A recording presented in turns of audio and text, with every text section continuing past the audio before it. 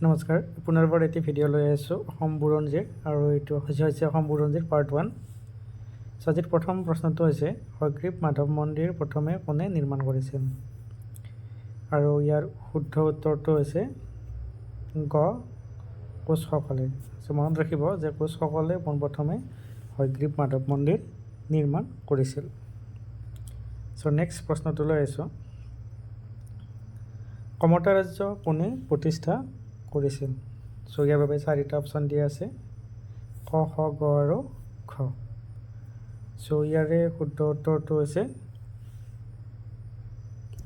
Option খ, সন্ধ্যা। সন্ধ্যাই কমতা ৰাজ্য প্ৰতিষ্ঠা কৰিছিল। অসম চৰকাৰৰ ডাইৰেক্ট নিযুক্তিৰ 3য় আৰু 4ৰ্থ শ্ৰেণীৰ পৰীক্ষাৰ বাবে লগতে অসম পুলিচ আৰু অসম স্বাস্থ্য বিভাগৰ পৰীক্ষাৰ বাবে প্ৰশ্ন খুবেই ইম্পৰ্টেণ্ট। আপোনালোকে যোৱাকালিৰ এটা ভিডিঅ' দিছিলোঁ, সেই ভিডিঅ'টো যদি চোৱা নাই তেতিয়াহ'লে সেই ভিডিঅ'টো পেজত গৈ চাই ল'ব। প্ৰতিদিনে এনেদৰে আমি আপোনালোকৰ বাবে ভিডিঅ' লৈ আহিম, তাৰ বাবে আপোনালোকে আমাৰ ফেচবুক পেজটো ফ'ল' কৰি ল'ব। এতিয়া আহিছোঁ 3 নম্বৰ প্ৰশ্নটোলৈ। দ্বিতীয় প্ৰশ্নটো হৈছে কোচ ৰাজ্যৰ শ্ৰেষ্ঠ ৰজা কোন আছিল। ইয়াৰ বাবেও 4টা অপশ্যন দিয়া আছে বিশ্বসিংহ, নৰনাৰায়ণ, ৰঘুদেৱ আৰু পৰীক্ষিত নাৰায়ণ। ইয়াৰে শুদ্ধ উত্তৰটো হৈছে নৰনাৰায়ণ। নেক্সট প্ৰশ্নটো লৈ আহিছোঁ বৰ্মন বংশৰ শ্ৰেষ্ঠ ৰজা কোন আছিল। অপশ্যন 4টা আছে পুৰুষ বৰ্মন, ভাস্কৰ বৰ্মন, ভূতি বৰ্মন আৰু ওপৰৰ এজনো নহয়। ইয়াৰে শুদ্ধ উত্তৰটো হৈছে ভাস্কৰ বৰ্মন। ভাস্কৰ বৰ্মন হৈছে বৰ্মন বংশৰ শ্ৰেষ্ঠ ৰজা।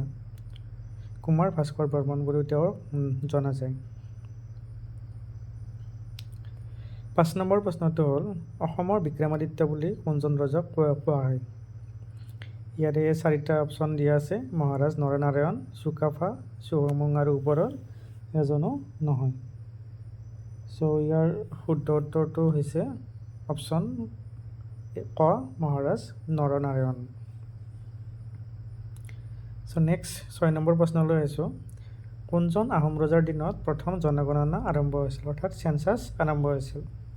অসমত জনসংখ্যা কিমান আছিল সেই সংখ্যা অসমৰ কোনজন আহোম ৰজাৰ দিনৰ পৰা আৰম্ভ কৰা হৈছিল। ইয়াৰ বাবে 4টা অপশ্যন দিয়া আছে। ইয়াৰ বাবে 4টা অপশ্যন হৈছে চুকাফা, চুটিনফা, চুহুংমুং আৰু চুলিগফা। ইয়াৰে শুদ্ধ উত্তৰটো হৈছে অপশ্যন গ চুহুংমুং। নেক্সট প্ৰশ্নটো লৈ আহিছোঁ যে মূলা গাভৰু কাৰ পত্নী আছিল। আপোনালোকে নিশ্চয় মূলা গাভৰুৰ নাম শুনিছে। সেই মূলা গাভৰুৰ স্বামী কোন আছিলে। অপশ্যন 4টা আছে ফাচেংমুং, চুডাংফা, চুপিমাফা আৰু চুপাটফা। ইয়াৰে শুদ্ধ উত্তৰটো হৈছে অপশ্যন ক ফাচেংমুং বৰগোহাঁই। নেক্সট প্ৰশ্ন হৈছে আলাবৰ ৰণ কাৰ কাৰ মাজত হৈছিল। ইয়াৰ বাবে 4টা অপশ্যন আছে অপশ্যন ক আহোম আৰু চুতীয়াৰ মাজত, অপশ্যন খ আহোম আৰু কোচ ৰজাৰ মাজত, অপশ্যন গ কোচ আৰু মোগলসকলৰ মাজত আৰু অপশ্যন ঘ আহোম আৰু মোগলৰ মাজত। ইয়াৰ উত্তৰটো কি হ'ব আপোনালোকে যদি নাজানে তেতিয়াহ'লে আমি কৈ দিছোঁ। ইয়াৰ অপশ্যনটো হৈছে অপশ্যন ঘ আহোম আৰু মোগলৰ মাজত।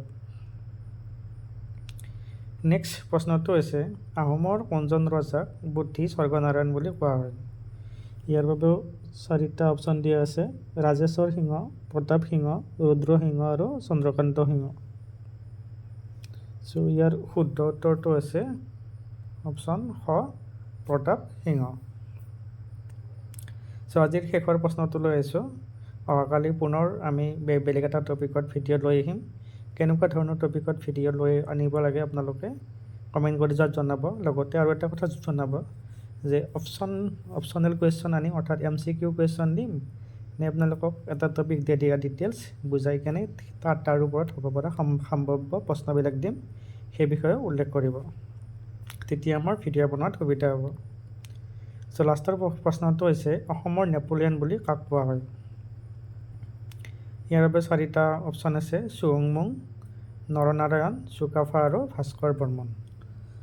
ইয়াৰে উত্তৰটো হৈছে অপশ্যন ক চুহুংমুং। চুহুংমুঙক অসমৰ নেপোলিয়ন বুলি কোৱা হয়। চ' এই প্ৰশ্নকেইটা আপোনালোকে মনত ৰাখিব।